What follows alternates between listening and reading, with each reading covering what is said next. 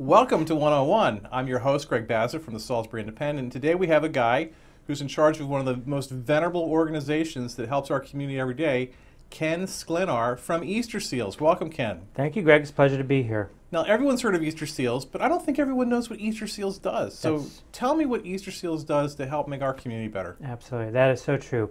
We are very well known, and everyone that knows the name really has a good impression of the organization. But when you ask those same people, well, what does Easter Seals do? Very few can name some of the services we provide. And I think part of that is because of our name. It does not say what we do. Right.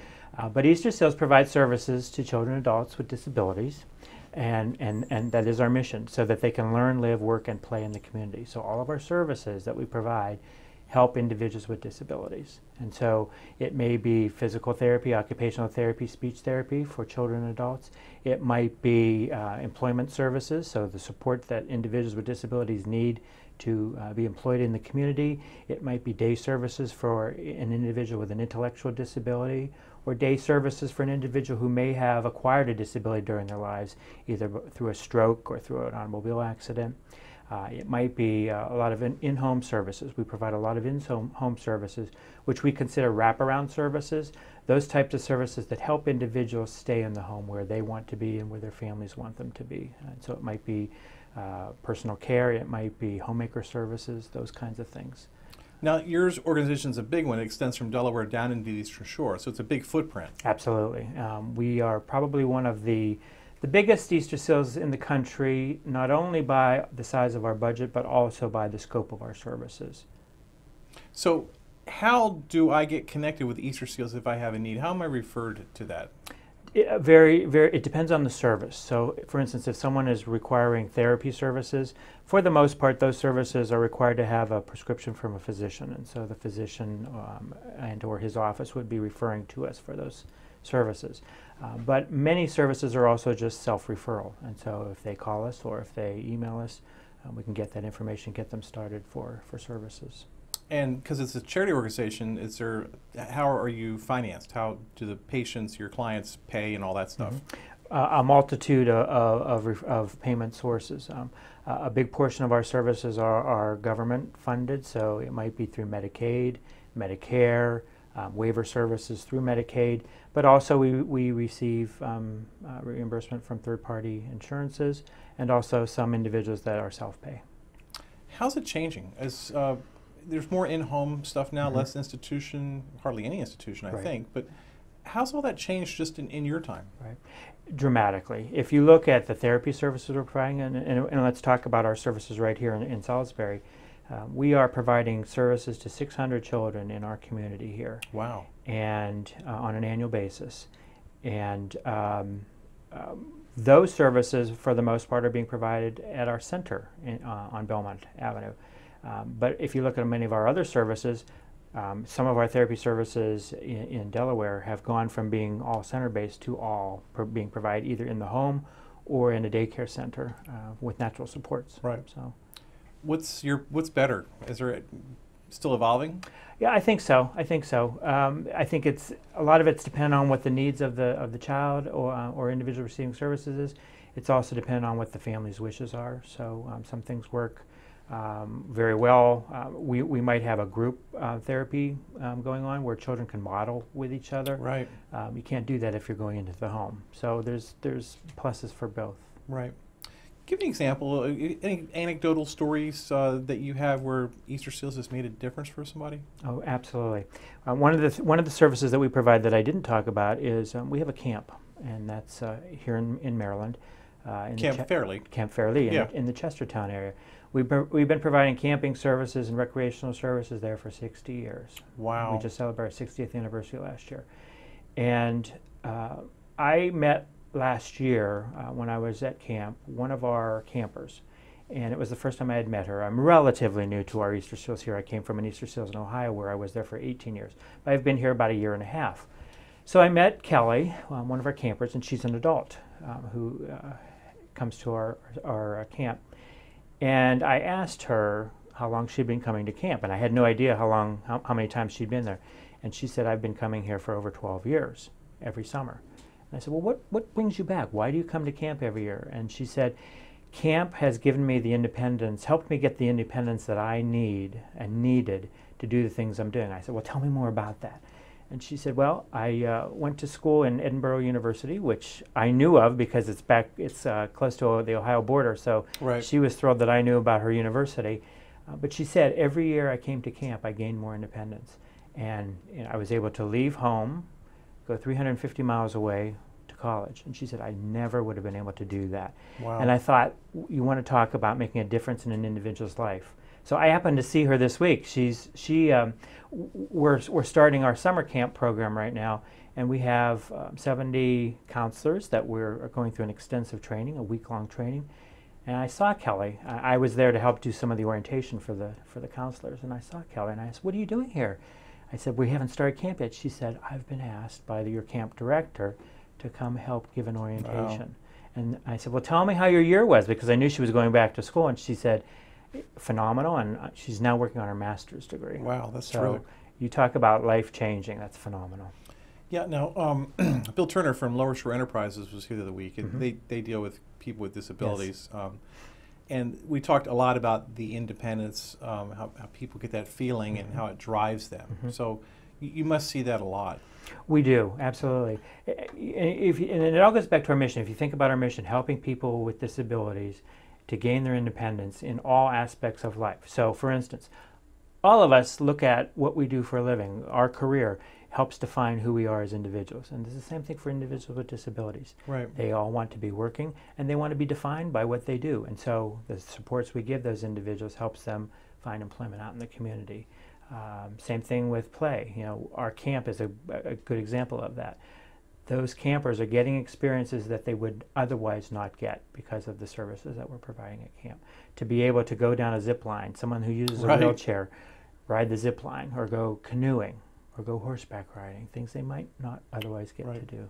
Is there still time to sign up for camp? Absolutely. Okay. Absolutely. How would they do that? The best way to get a hold of us would be to go through our webpage, which is easternshoreeasterseals.com, and then that'll walk them through how to contact us. But certainly, in our camp, for instance, 60th anniversary, as I said, we're making major changes there right now. I've seen some photos. There's been a lot of additions and improvements there. Some rehab on some buildings and some new buildings. Absolutely. We're investing $6.5 million in this project, so it's a major undertaking.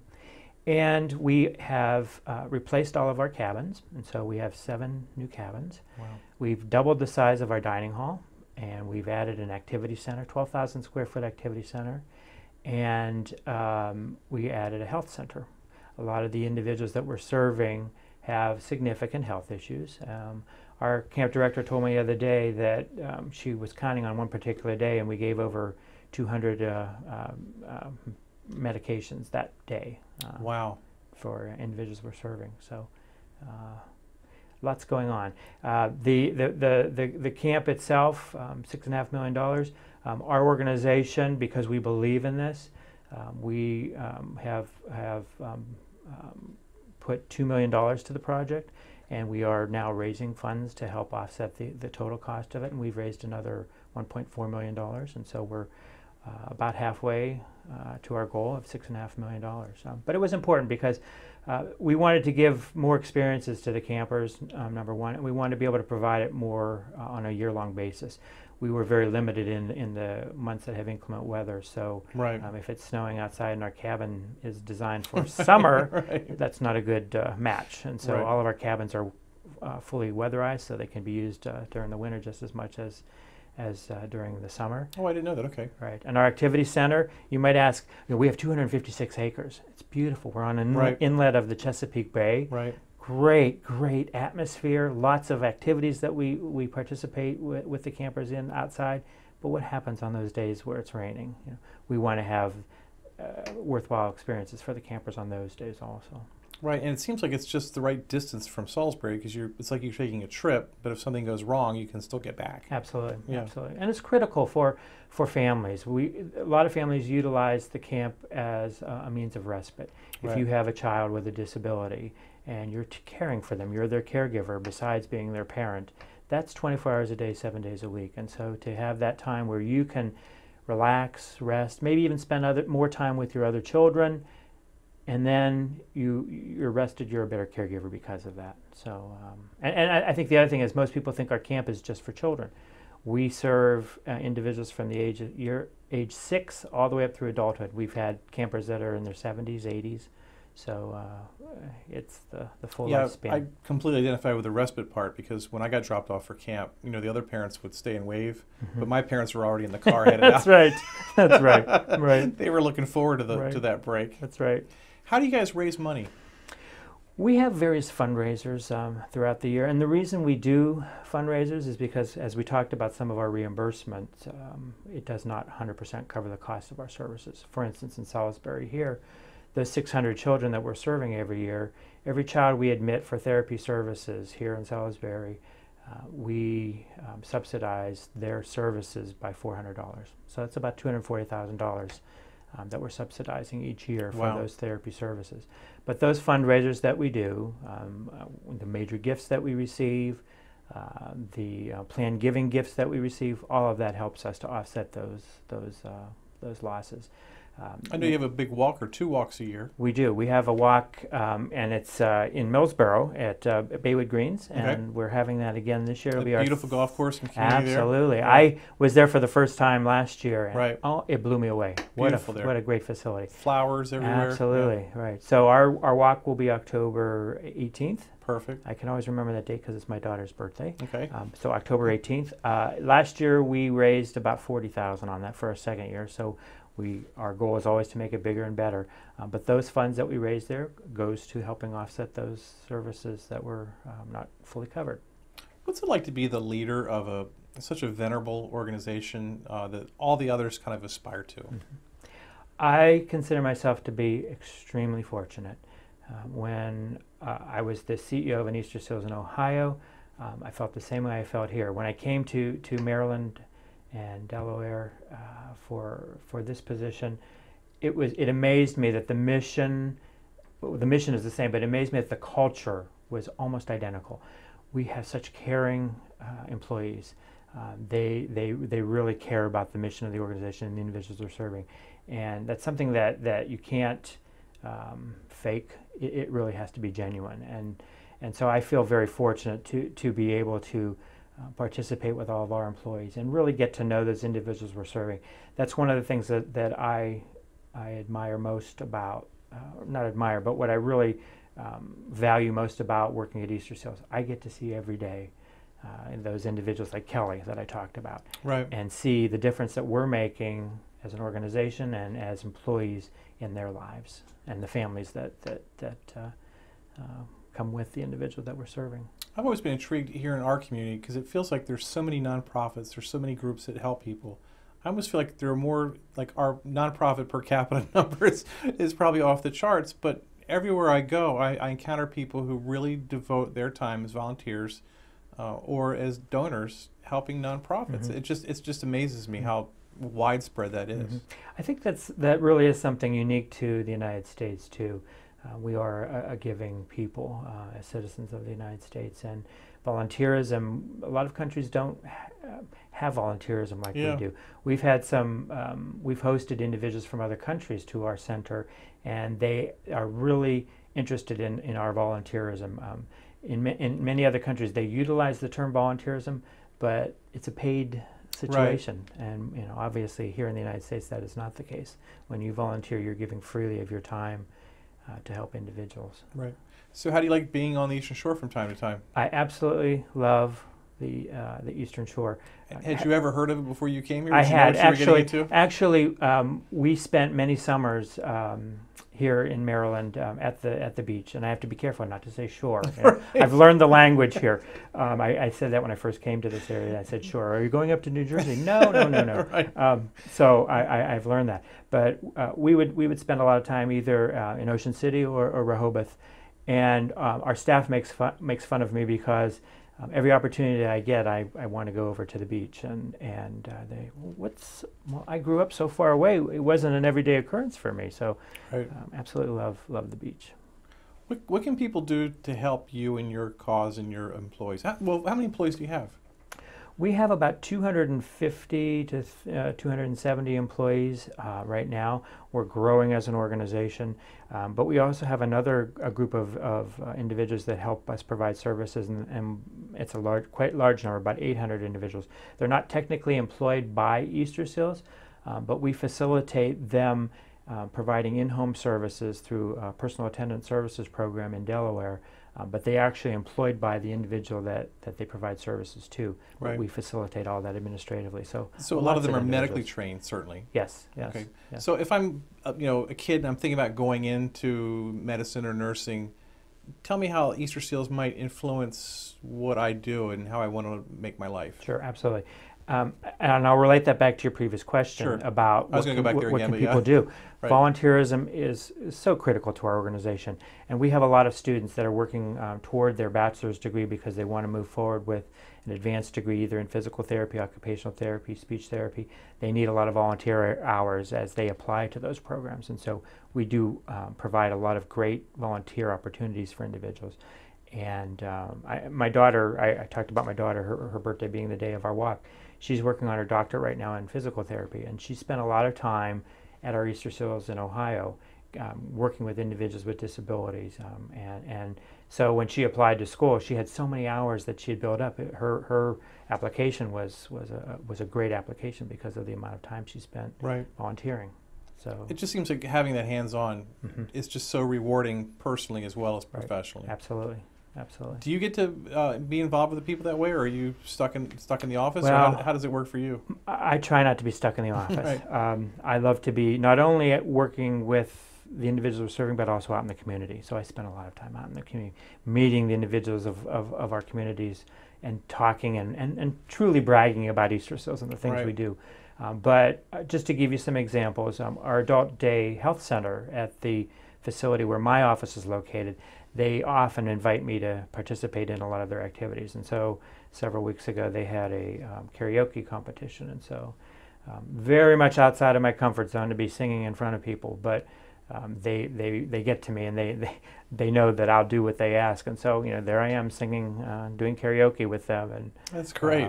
So we have a picnic coming up for the July 4th holiday, and so I'll be at the grill helping to cook a lot of the food for the lunch that day. So and I really love those kinds of things. That's those activities. That's great. How is what you all different than what? And I think I know this, but I'm not sure. I don't know if viewers know. Different than what Lower Shore Enterprises or Dove Point or some of the others. What makes you all distinctive? I would say what makes us most distinctive is that we provide services to individuals through their entire life. So we might have an individual that's 6 weeks old that we're providing therapy services to, to an individual who's over 100 years of age, and we're providing services to them. Right now we have, I think, 8 individuals that are over the age of 100 that we're providing services to. Wow. So we provide services through the entire spectrum of life. And the other thing that is, I think, unique to Easter Seals is that we provide services to individuals with many different disabilities. At camp, we might have individuals there that might have cerebral palsy. We have weeks that we set aside for individuals with autism. We have individuals, as I said, that may have acquired a disability through life because of an accident or a stroke. So spina bifida. So we provide services across all types of disabilities also. So I think that's really what makes Easter Seals unique. Why is it called Easter Seals? Where did the name come from? Good question. We used to be the Society for Crippled Children years ago when the organization was first started. And certainly that's not a term we utilize anymore, crippled children. So one of the first fundraisers that the organization did nationally, because we are part of a national network of Easter Seals affiliates throughout the country, one of the first fundraisers that they did was to send out seals in the springtime, and they had lilies on them. Right. If you look at our logo to this day has a lily on it. But those were referred to as Easter Seals. And we became known as the organization that sent out Easter Seals because it was in the springtime. And people would use the seals for letters? Or they would just put them on the back of their letters, and they would send back a donation. Back when people used to mail letters. Absolutely, absolutely. So they would send a donation in exchange for the seals that were sent to them. And so that's how the organization got its name. And how long ago was all that? That was back in the 30s. Okay. Right. The organization got its start in 1919, and I'm proud to say that Easter Seals started in my home state of Ohio. An individual by the name of Edgar Allen had a son who had just graduated from high school, and his son went out celebrating his graduation with some of his classmates, and they were riding a streetcar, and their streetcar hit into another streetcar, and his son eventually died from that accident. And he helped establish a hospital in Ohio, Elyria Hospital, and it's still in existence to this day. But after he established that hospital, and he did that because his son had to be transported quite a distance away, and he believed that if his son had stayed in that community for services, he would not have passed away. Right. But he noticed over time that there were a group of children that were long-term patients of the hospital who had disabilities, and they were pretty much tucked away in a wing of the hospital, and he really believed that we could do better than that. And so he then began setting up outpatient rehabilitation facilities throughout the United States. He was a good friend of Paul Harris, who was the founder of Rotary International. Okay. And so Paul Harris and Edgar Allen helped set up a lot of the Easter Seals that exist to this day. Right. And what's the history of this local chapter? Or is it called chapter or? Affiliate. Affiliate, okay. Right. Our affiliate was founded in 1948. And so, and we have 6 centers. And as I said, we have a lot of in-home and community-based services, but we have a center in, let's see if I can get all these right and not forget one of them. We have a center in Newcastle, and we have a center in Georgetown. We have a center here in Salisbury. That's on Belmont Avenue. Absolutely. Right.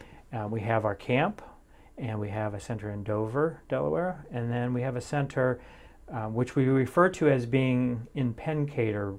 And when I first came to this area, I was talking about our center in Pencader, and someone said, well, I don't know where Pencader is, and I thought Pencader was a town. It's actually an industrial location, so it's really in Newark. Okay. So I'm learning things every day.